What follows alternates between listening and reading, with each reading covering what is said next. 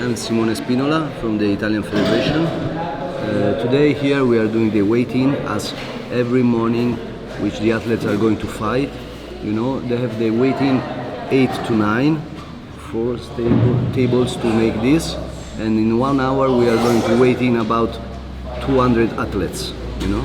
And every day they have to stay exactly in the weight, no tolerance. That's it. They have only one opportunity to step in and to make the weight in. If they fall, they're out of the competition. Yeah. So this is very important. My name's Ian Mackenzie. I'm competing in the junior featherweight division at 65.8. I didn't really cut weight at all. I originally was supposed to fight at bantamweight, and then I realised that I'd just grown too much. So today I weighed in at about 64.8, so a kilo under. Managed to get breakfast in as well, so there's no weight cut at all for me.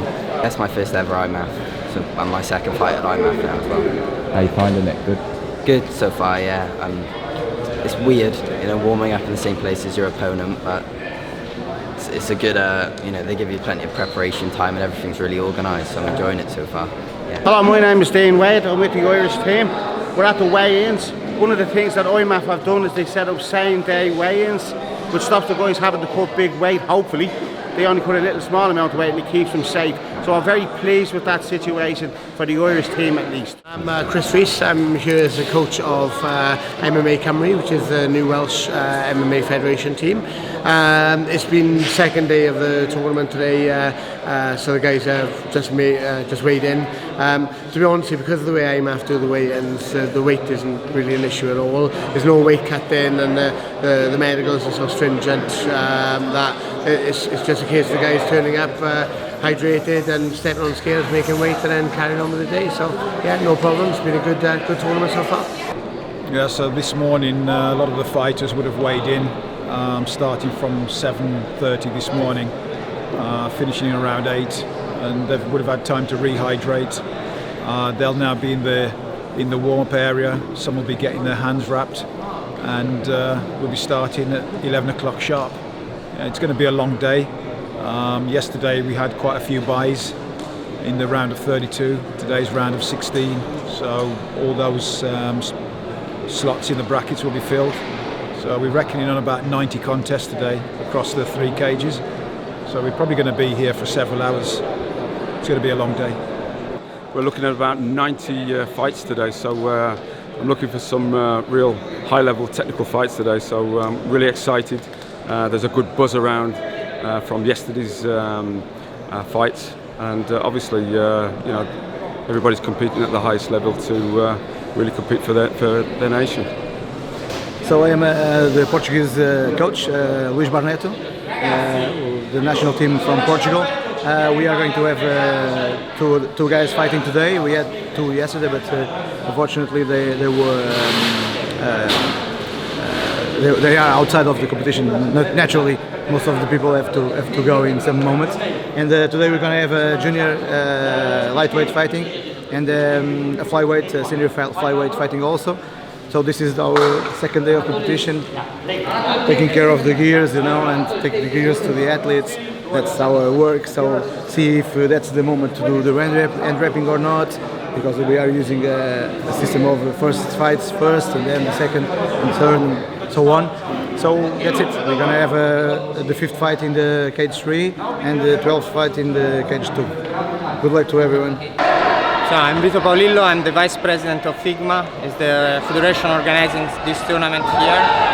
So as you can see, in these days, there's a lot of work involved in running an MMA show, especially an amateur MMA of this size. We have 320 athletes, we have 36 countries, and compared to other combat sports, because I have organized competition for many other international combat sports, like wrestling and grappling, and there is a big difference in the organization, you know, because in other sports, most of your work goes in taking care of the field of play, you know.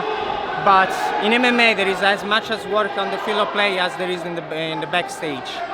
We have a staff of almost 20 people working backstage, between the people that are taking care of the kits that our athletes will use, the people that are escorting the athletes and preparing them to go to the fights, our catman team is just, only that is like 8 people working non-stop, taking care to end wraps and taking care of our fighters.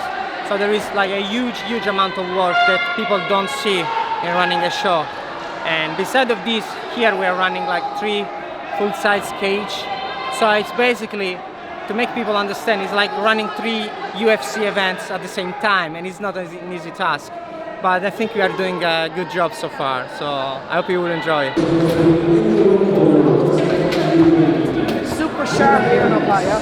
Super sharp, head movement on fire, pick the shots, accurate as you like. Push his head to the corner of the post. Don't let him stand up, Mo, keep your hips in. Drag him down lower, Mo. Drag him down lower, put his head against the corner. Push him down, that's it. Good boy. Nice work, Mo. Just work from there, keep square on the cage. Let's get busier with the punches, Mo. There we go, head up now, hips in, hips low, yes. Great work, Mo. Square up on the cage again, Mo. Square up. There we go, Mo, square those hips. Nice, Mo. Flurry, yes. flurry. Head back in, Flurry, good. flurry, then stop it. Flurry, Oh. flurry. Keep going, Mo. Keep going. Head up, hands in the middle. Hands in the middle. Keep going. Hey. Vicious, wasn't it? Yeah. And do you know what? They let that go on a lot longer than yesterday. Level 10. Yeah, man. Thank you, boss. For you winner by TKO, representing the United Kingdom, Mohammed Markaya.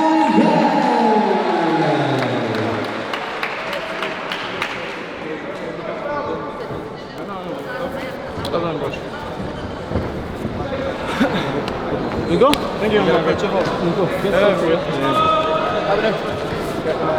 Nigel.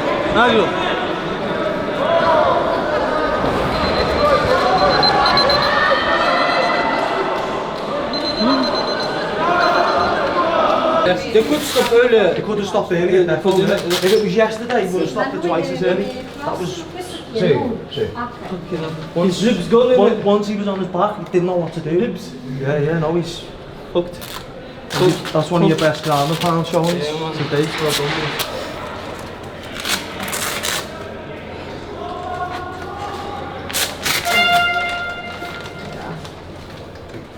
Well done.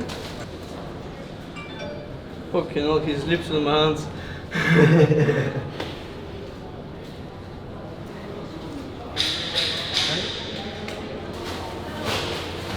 No, he didn't do anything to you there, did he? Too strong, this guy.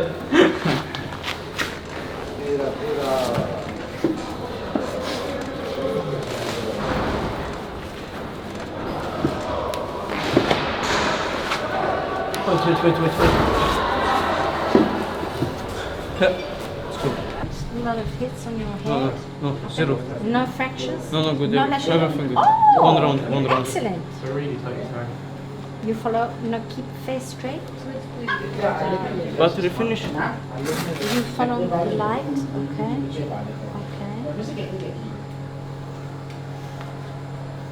Okay. You follow my finger. Okay.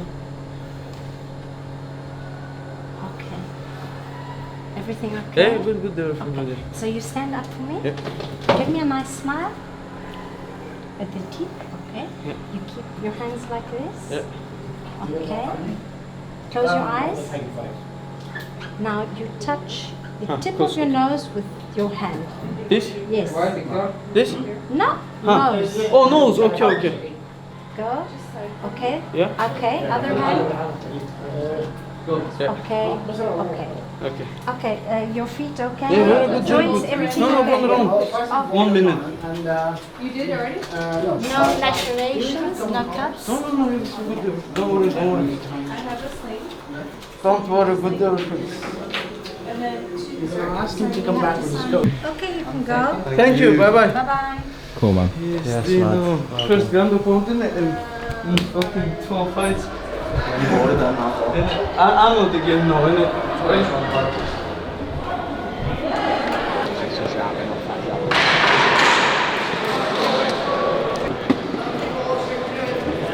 Now, ladies and gentlemen, over on page number 1, after 3 rounds of action, we go to the judges' scorecards.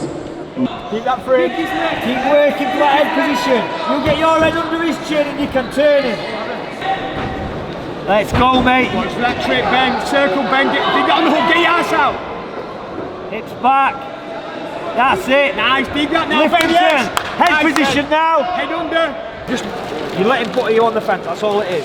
If he's pushing you to the fence, turn it with that big whizzer. Do you know like you're trying to throw it? And that'll change your position. Yeah. If you can get that head under his chin as well. Yeah. You call him for that level change early, right? His lead hand's really low, so the right hand would just a fraction up. Just say up on your jab, it'll be there. Oh, brilliant. He's going to do the same thing and try and level change. Think about punching down to his body. So he's level changing into your punches. Don't just head on. You know what I mean? Little stabbing front kicks to his body and right hands to his body, yeah?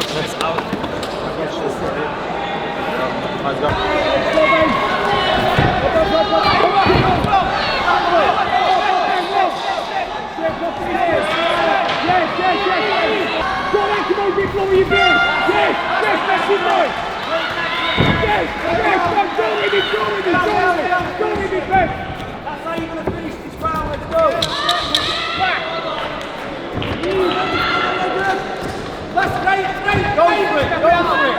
Nothing to lose now. Stop. Everything 2s and 3s now. Jump out of 10. Go.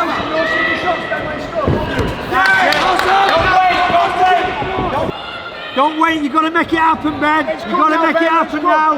Give me those hands, Ben. Ben, okay, I want that one. Yeah, okay, bring that forward now. Ben,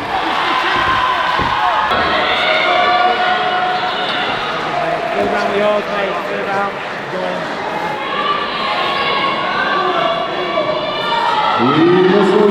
Cage 2, back to the scorelines for the unanimous decision. In the blue corner, representing the king of the Bahrain, Yusuf Senghai.